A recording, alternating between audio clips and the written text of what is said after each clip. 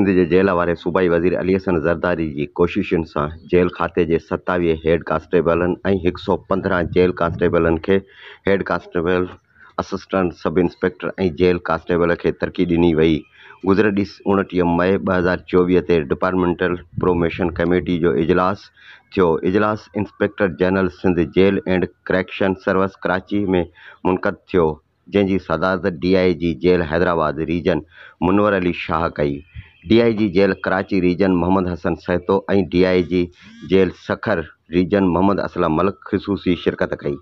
Committee Sindh जे jail खाते जे 27 हेड कांस्टेबलनि खे assistant sub inspector ऐं 115 जेल कांस्टेबलनि खे हेड कांस्टेबलनि जे अहदनि ते तरक़ी ॾिनी।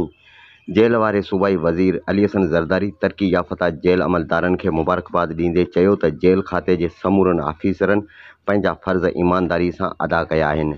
हुन चयो त जेल खाते खे मिसाली खातो बणाइणो आहे। उन हवाले सां IG जेल सिंध काज़ी नज़ीर अहमद चयो त कमेटी जो इजलास हर साल जे पहिरें हफ़्ते में थींदो त जीअं मुलाज़मनि जूं बर वक़्ति तरक़ियूं थी सघनि।